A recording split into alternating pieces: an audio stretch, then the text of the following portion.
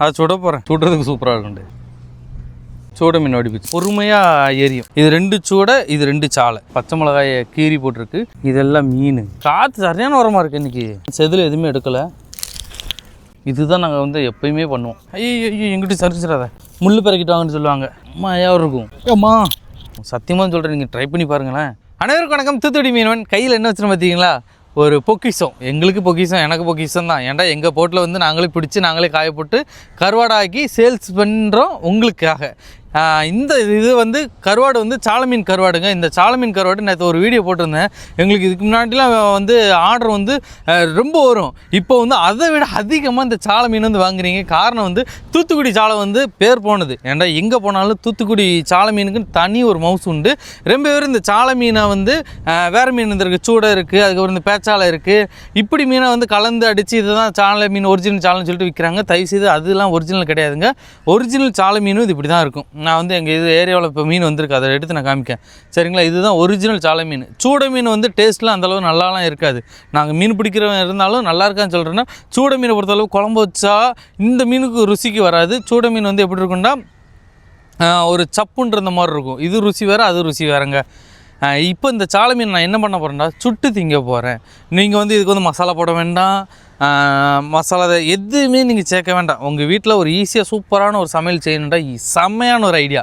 அது வந்து இந்த சாலை மீனை வச்சு உங்கள் வீட்டில் கேஸ் அடுப்பு இருக்குல்ல, அதை பொருத்தி வச்சு இதை வந்து சுட்டு கஞ்சிக்கோ இல்லை ஏதோ ஒரு சாப்பாடுக்கோ வச்சு சாப்பிட்டு பாருங்கள், செம்ம டேஸ்ட்டாக இருக்குது. இப்போ நான் எப்படி சுடுறதுங்க பார்க்கலான்னு வாங்க. தீ வைக்கிறதுக்கு முக்கியமாக எங்கள் ஏரியாவில் வந்து இந்த புல் தேவை, அதுக்கப்புறம் உடம்புல் தேவை. இது வந்து புதுசுன்னு பிடி எரிஞ்சிருங்க. ஆனால் உடம்புல்லுண்டா நம்மளுக்கு வந்து நான் பொறுமையாக எரியும்.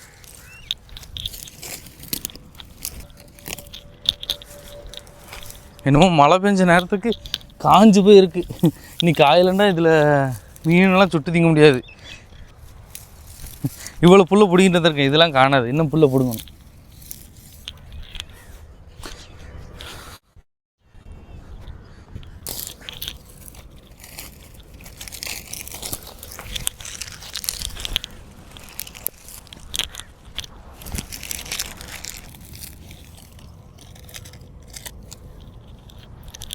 இது வந்து பொசுன்னு எரிஞ்சிரும்.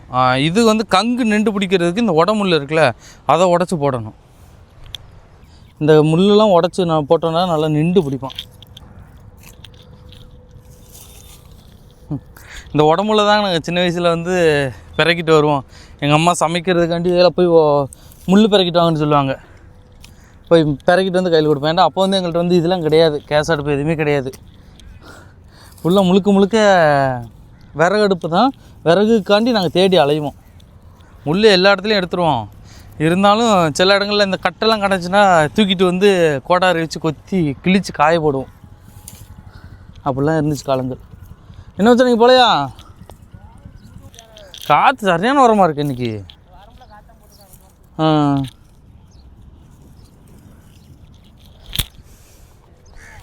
இல்லை, இந்த சாலை மீன் கருவாடு இருந்துச்சு, அதை சுட போகிறேன். சுட்டு கஞ்சி குடிக்க போகிறதா.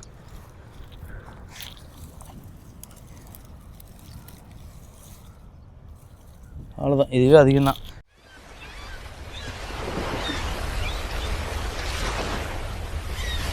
உங்களுக்காக நான் மீனை எடுத்துகிட்டு வந்திருக்கேன். 2 மீனும் கம்பேரிசன் பார்த்துருவோண்ணே சரிங்களா.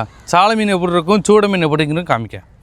இதுதான் சாலை மீன், ஒரிஜினல் சாலை. நீங்கள் வந்து உங்கள் இடங்களில் வந்து கவலை மீன் சொல்லுவாங்க. இந்த மீன் டேஸ்ட் வந்து சூப்பராக இருக்கும். குழம்புனாலும் சரி, பொரிக்கனாலும் சரி. நீங்கள் இதை வச்சு எதை இந்த சுட்டுதுன்னா கூட செமையாக இருக்கும். அவிச்சதுனாலும் செமையாக இருக்கும். புட்டு வைப்பாங்க, அதுவும் நல்லா இருக்கும். அவியல் வைப்பாங்க, அதுக்கும் வேறு லெவலில் இருக்கும் இந்த சாலை மீன் சரிங்களா. எப்படி இருக்குன்னு பார்த்துக்குங்க. 2 ஒன்று போல் தான் இருப்பான். இது வந்து சூட மீன். அதுக்கும் இதுக்கு ரொம்ப டிஃப்ரெண்ட்டு. என்ன ஒன்று, இந்த சாலை மீன் விலை அதிகமாக போகும், சூட மீன் கம்மியாக போகும். விலைண்டா ரொம்பலாம் அதிகமாக கிடையாது. எங்கள் ஏரியாவில் வந்து இந்த சாலை மீன் வந்து இப்போ வந்து 100 ரூபாய்க்கிட்ட போகுது. 90 ரூபா, 95, 100 ரூபாய்க்குள்ளே போயிட்டுருக்கு. இது வந்து வெறுமனா 18 ரூபா. இப்படி கலசுக்கிட்டு இருக்கிற மாதிரி தான் எடுப்பாங்க. 18 ரூபா, 20 ரூபா, அவ்வளோதான். எவ்வளோ டிஃப்ரெண்ட் இருக்குது பார்த்தீங்களா. இந்த மீன் எப்படி இருக்குண்டா ஒரு சக்கை சாப்பிட்ட மாதிரி தான் இருக்கும். ஆனால் இந்த மீனை வந்து நாங்கள் வந்து சுட்டு திம்போம் சரிங்களா. சூட மீன் வேறு, சாலை மீன் வேறு. 2க்கு டிஃப்ரெண்ட். விலை டிஃப்ரெண்ட்லேயே தெரியும். ஏன்டா விலை அதிகமாக இருந்தால் அந்த மீன் வந்து ருசியாக இருக்குன்னு சொல்லுவாங்க. அதுக்குன்னு வஞ்சர மீன் விலை அதிகம், அதுக்குன்னு அந்த மீன் ருசியாக இருக்குன்னு நான் சொல்ல மாட்டேன். நார்மலாக இருக்கும் அந்த மீன். இது வந்து வேறு. இது வந்து வஞ்சர மீன் எதுக்காண்டி ருசியாக இருக்குன்னா அந்த மீனை வந்து முள் இருக்காது, எடுத்து பிச்சு திங்க, வெட்டி ஸ்லைஸ் போட்டு திங்க நல்லாயிருக்கும். அதனால் அது இந்த மீனுக்கு விலை. மற்றபடிலாம் அதுக்கு விலைலாம் அந்தளவு ஒருத்து இல்லைன்னு நான் சொல்லுவேன். இதுதான் சூட மீன். இந்த சூட மீனும் காமிச்சிடறேன், பக்கத்தில் காமிக்க பாருங்க வாங்க. என் கையில் 4 மீன் இருக்குது. இது 2 சூடை, இது 2 சாலை. உங்கள்கிட்ட நீங்கள் வாங்கும்போது வந்து இப்படி நல்லா எனக்கு ரொம்ப பேரும் ஏமாந்துருவீங்க. முக்கியமாக ஏமாறுறது காரணம் இந்த மீன் வந்து அகலமாக இருக்கும் சரிங்களா, நல்ல அகலமாக இருக்கும். ஆனால் சாலை மீன் வந்து ஒல்லியாக வர்ற மாதிரி இருக்கும் சரிங்களா. இதில் பேச்சாலை இருக்குது. பேச்சாலை எப்படின்னா உருண்டையாக வரும். இந்த இடம் வந்து உருண்டையாக வரும். இது வந்து நம்மளுக்கு கத்தி ஷேப்பில் இருக்கும், இதுவும் கத்தி ஷேப்பில் தான் இருக்கும், ஆனால் அகலமாக இருக்கும். இவ்வளோ தான் டிஃப்ரெண்ட்டு. சூடைக்கும் சாலைக்குள்ள வித்தியாசம். ஆனால் ருசி ரெண்டுமே டிஃப்ரெண்ட் மாறுபடும். இதை வந்து கருவாடு போட்டாலும் டிஃப்ரெண்ட்டாக தான் இருக்கும். இது கருவாடு போட்டு குழம்பு வச்சா டேஸ்ட் வித்தியாசம் மாறும். இவ்வளோ தாங்க வித்தியாசம். இப்போ 2 மீனாக வச்சு காமிக்க, அப்போ தான் உங்களுக்கு புரியும் 2 மீனுக்கும் எவ்வளோ டிஃப்ரெண்ட் இருக்குன்னு பார்த்துக்கோங்க. சூடை மீன், சாலை மீன். இதை வந்து நான் கவலைன்னு சொல்லுவோம். உங்கள் ஊரில் இது இந்த பேருக்கு என்ன பேருன்னு அந்தளவு யாருமே சொன்ன மாதிரி இல்லை. நீங்கள் பார்த்துட்டு சொல்லுங்கள். இதில் பெருசு வந்துச்சுன்னா கலரும்போம், இதில் பெருசு வந்துச்சுன்னா தைவாஞ்சாலை அப்படின்னு சொல்லுவோம். இதில் இப்போ சூடை வெறுமலை நார்மலாக சூடன்னு தான் சொல்லுவோம். இதில் பெருசு வந்துச்சுன்னா கலருன்னு சொல்லுவோம். எப்படி பேர் வந்து மாறுங்க, ஆனால் 2க்கு டிஃப்ரெண்ட் இருக்குது. நான் எதுக்காண்டி இதை ஒய்யாமல் படித்து சொல்கிறேன்டா, ரொம்ப இடங்களில் நீங்கள் வந்து ஏமாந்துட்டு இருப்பீங்க. உங்களுக்காக தான் நான் சொல்கிறேன், தெரிஞ்சுக்குங்க. இப்போ கருவாடோட சேர்த்து மீனையும் போட்டு சுட்டு தின்றுவோண்ணே. 4 மீன் இருக்குது, கருவாடையும் ஒரு 4 கருவாடை போட்டுருவோம். ஒரு வழியாக முள்ளெல்லாம் உடச்சி பேப்பரை தேடி எடுத்து தீப்பெட்டியை ஒருத்தன்ட்டு போய் வாங்கிட்டு வந்திருக்காங்க. தீயை பற்ற வச்சிரும்.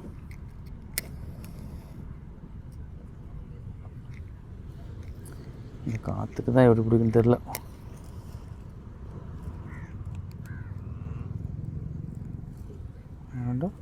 A few moments later.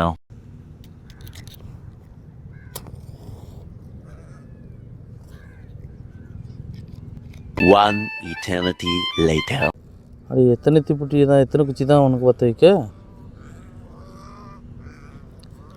பிடிச்சிட்டு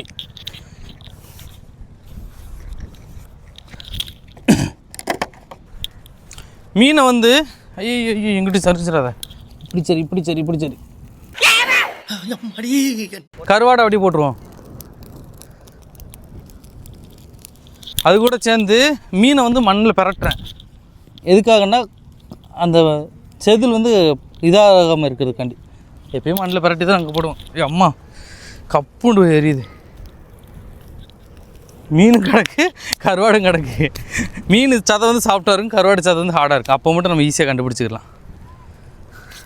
கருவாடு வந்து கங்கில் காயப்பட்டாலே சூடு பட்டாலே போதும். கங்குன்னா அந்த கணக்கணன்னு இருக்கும்ல, கங்கல் இருக்குல்ல, அதில் போட்டாலே கருவாடு வந்து சீக்கிரம் வந்துடும். ஆனால் மீனுக்கு கொஞ்சம் தீ போடணும். ஒரு கம்பு குச்சி வடக்கும் தலைவனை கிண்டி விட எடுத்தாச்சு ஆயுதத்தை.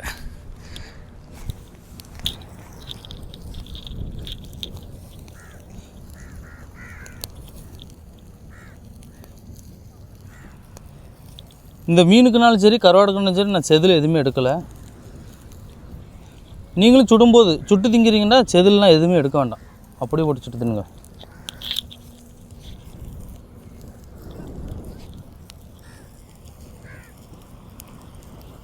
கண்ணு வந்து வெள்ளையாயிரும். பாருங்க மீன் வெந்துட்டு நினைக்கிறேன். இந்த கண்ணு வந்து வெளியே வந்துட்டு பார்த்தீங்களா, மீனோட கண்ணு வெந்துட்டு. இது எல்லாத்தையும் அப்படி பழைய கஞ்சிக்கு வச்சு குடிச்சா எப்படி இருக்கும், வச்சு தின்ட்டா செம்மையாக இருக்கும், சூப்பராக இருக்கும். சின்ன வயசில் நாங்கள் இப்படி தான் தின்னுக்கிட்டே கிடப்போம் எப்பயுமே. இப்போ எங்கள் வீட்டிலலாம் எதுவுமே இல்லைண்டா, எங்கள் அம்மாலாம் என்ன பண்ணா, வீட்டில் கருவாடு இருக்கும், கஞ்சி இருக்கும் வீட்டில். எப்போயுமே எங்கள் வீட்டில் கஞ்சி இருக்கும். அந்த கஞ்சியோடு சேர்த்து நாங்கள் வந்து கருவாடை வீட்டிலனாலும் சரி, இப்படி வெளியில் அந்த கடற்கரையில் வந்து முள்ளை உடச்சி சுட்டுட்டு வீட்டுக்கு கொண்டு போய் கஞ்சி குடிப்பாங்க. இதுதான் நாங்கள் வந்து எப்போயுமே பண்ணுவோம். மீன் எல்லாமே வெந்துட்டு இனிமேல் நம்ம அப்படி ஒன்று எடுத்துட வேண்டியதான். தீயோடு நவுட்டி வச்சாலே போதும். என்னடா மண்ணுக்குள்ளே போடுறான்னு நினைக்காதீங்க, மண்ணுக்குள்ளே தான் போடணும், வேறு வழி கிடையாது. அந்த செவுளுக்கு மண் வந்து அந்த செவுள் வந்து தடுத்துரும்.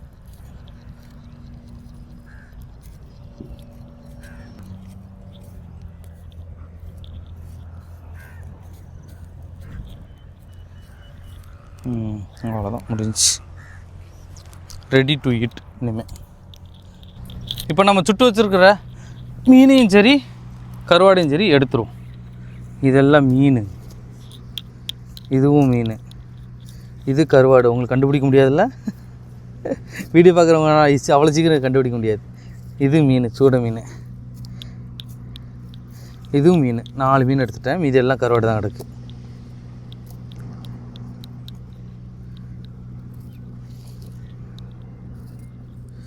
இன்னும் சூடாக தான் இருக்குது.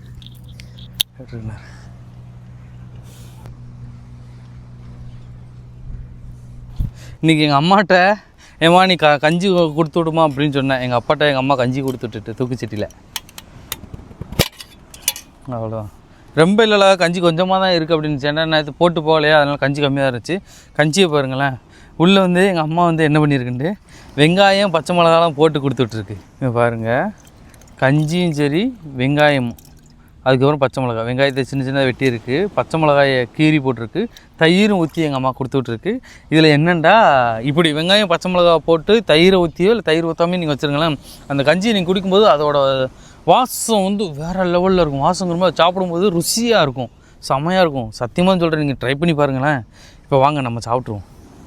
எவ்வளோ தான் பணம் இருந்தாலும் எப்பயுமே இப்படி கடைக்காரில் வந்து கடலை பார்த்துட்டு இயற்கையை ரசிச்சுட்டு இப்படி கஞ்சி கொடுத்தா தனியே ஒரு ஃபீலுங்க, சூப்பராக இருக்குங்க. வாழ்க்கையில் இதுக்கு மேலே எதுவுமே வேண்டான்னு சொல்கிற அளவு இருக்கும்.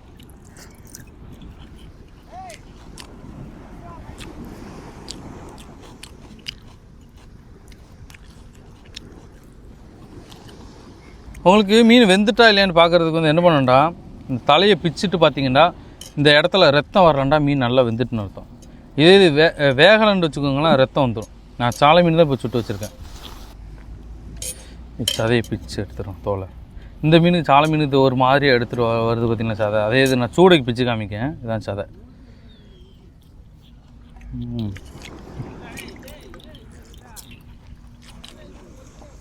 என்ன ஒரு அதிசயம் தெரியாது, வெறுமான சாலை மீனை சுட்டு நம்ம கஞ்சி குடித்தா அந்த ருசி வந்து வேறு மாதிரி இருக்கும். சூட மீன் வடிப்பிச்சிடும். இதுவும் நல்லா வெந்துட்டு. இதோட தோலை பாருங்களேன் எப்படி வந்துருன்ட்டு. நான் சொன்னேன்ல, சுட்டுறதுக்கு சூப்பராக இருக்குண்டு. சுட்டு திங்க அருமையாக இருப்பாங்க.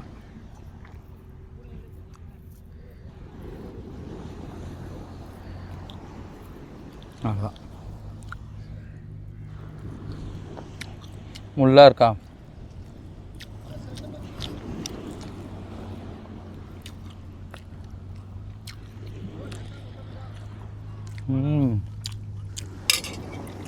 நல்லா இருக்கு, ஆனால் சாலை டேஸ்ட்டுக்கு இல்லை.